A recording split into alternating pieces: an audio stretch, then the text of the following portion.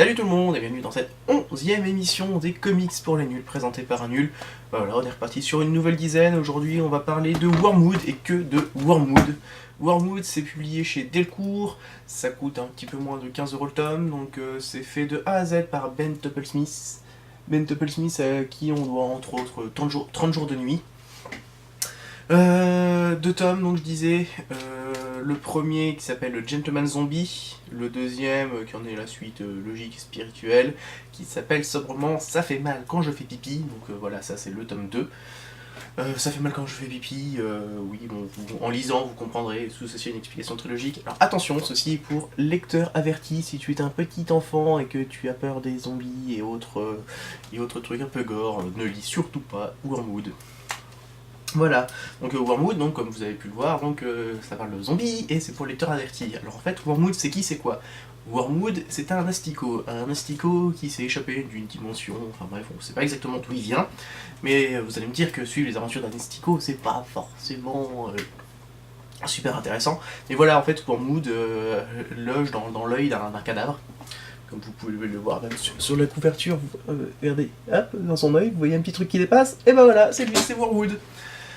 Et donc voilà, Wormwood, son petit hobby dans la vie, en fait, c'est de sauver notre belle planète de différentes invasions plus ou moins étranges.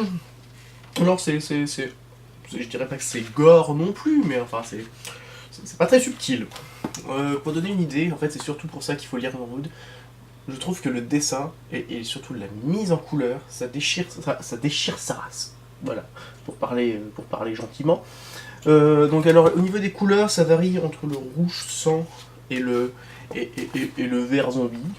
Donc alors si là comme ça, vous n'avez pas l'impression que vous aurez trop d'accroche avec ces couleurs, je pense que passer votre chemin, ce serait pas forcément une mauvaise idée. Donc alors c'est assez barré hein, comme univers, c'est la quatrième de couverture dit que c'est un petit peu le frère dégénéré du Goon dont je vous ai parlé il y a pas très longtemps. C'est vrai que c'est un peu ça, donc là c'est... Voilà, là il y a vraiment zéro contrainte, zéro limite, on va le plus loin possible. Bon, ça va pas non plus extrêmement loin, mais enfin, franchement, je me suis bien marré et ouais, des fois il y a des trucs assez trash. Bon, faut aimer le genre, personnellement, j'ai bien aimé. Mais ouais, franchement, en fait, Wormwood, si je vous le présente, c'est plus sur le côté vraiment esthétique. Le dessin est vraiment, et surtout, encore une fois, je répète, la mise en couleur, c'est vraiment quelque chose d'assez énorme dans Wormwood. J'ai rarement vu quelque chose comme ça qui, on va dire, c'est pas vraiment classique comme façon de mettre en couleur. Mais j'ai plutôt bien accroché, donc je vous le recommande au moins pour essayer. Mais voilà, franchement j'ai bien aimé. Il y a un tome 3 qui devrait sortir, donc je l'attends avec impatience. Le tome 1 et le tome 2, les deux sont bons. En général, le tome 1, je préfère souvent au tome 2 parce que voilà, on n'a pas la surprise de la découverte, mais là, même pas, j'ai autant aimé l'un que l'autre. Le tome 1, il y a une longue histoire, le tome 2, c'est une histoire relativement longue, suivie d'une histoire un peu plus courte et vraiment barrée. Au début, on sait pas trop où ça va nous emmener, mais au final, on découvre assez rapidement que c'est un bon délire de l'auteur. Voilà, il y a une centaine de planches par tome. Bon, c'est prix normal pour une centaine de planches, quoi. Donc voilà, franchement, j'ai bien aimé, c'est du hardcover et tout, c'est plutôt cool, voilà. C'est souvent que Delcourt font des trucs assez cool, et à un prix relativement raisonnable. Donc voilà, si vous avez l'occasion, pendant, je sais pas, les vacances qui vont bientôt arriver pour la plupart d'entre vous, de lire Wormwood, franchement, n'hésitez pas.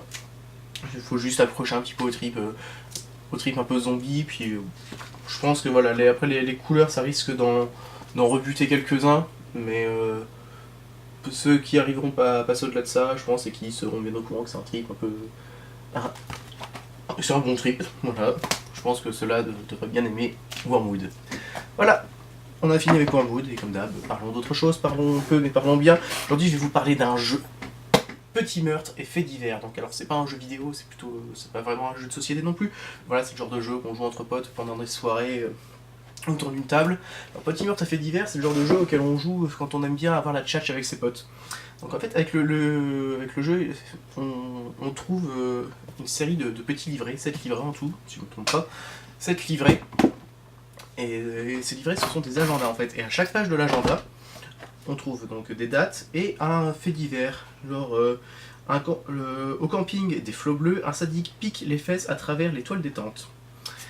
Voilà comment ça se présente. Et on trouve donc en dessous de chaque page 2 listes de 3 mots. Donc sans trop rentrer trop dans les détails, on va dire qu'il y a que les 3 premiers mots qui sont portants.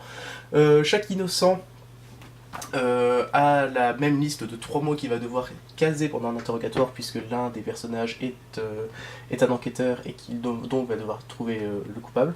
Seul l'innocent a 3 mots différents. Donc au travers de petits interrogatoires de 1 minute, chaque joueur doit caser ses 3 mots, l'innocent doit caser ses 3 mots, mais le coupable doit caser ses 3 mots, plus ceux des autres s'il arrive à les entendre pour pouvoir s'innocenter. Les innocents gagnant des points s'ils sont accusés, ils essayent aussi d'embrouiller l'inspecteur. Donc au final ça donne lieu à des délires vraiment énormissimes.